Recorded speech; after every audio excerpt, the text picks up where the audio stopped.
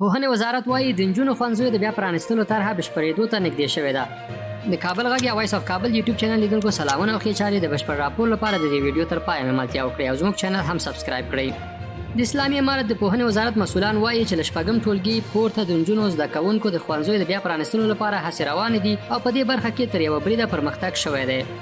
د اسلامي امارت د پوهنې وزارت ویان عزیز ریان د پاک افغان جرګې تر نوم لاندې په یوه آنلاین غونډه کې ویلي چې افغانستان کې د منځني او لیسې دورې د ښوونځیو تړل پاتې کېدل دایمي نه دي او د یوه خوندي چاپیریال په رامنځته کېدو سره به ډېر ژر بیا پرانیستل شي.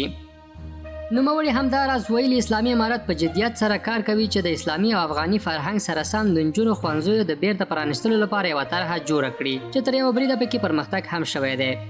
ریان زیاته کړه چې اسلامي امارت د نجونو لپاره د یوه خوندي چاپیریال رامنځته کول خپل ملي او شرعي مسؤلیت ګڼي او د نجونو زده کوونکو ته د نړیوالو فشارونو نه بلکې د افغان ملت د مشروع غوښتنو پر بنسټ ژمن دي. دا په داسې حال کې ده چې سباندې 8 میاشتې کېږي چې له شپږم ټولګي پورته د نجونو زده کوونکو پر مخ د ښوونځي دروازې تړل شوي دي.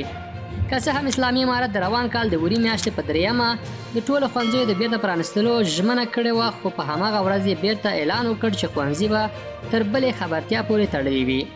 په ښکاره اسلامي امارت د ښوونځیو د تړل کېدو پرېکړه لامل د شرعي لباس د طرحې جوړول یاد کړي دي. بلخوا د اسلامي امارت دغه پریکړې په کور دننه او بهر کې ګڼ شمېر غبرګونونه له ځان سره لرل او له اسلامي امارت غوښتنه وشوه چې د نجونو ښوونځي دې ژر تر ژره پرانیزي.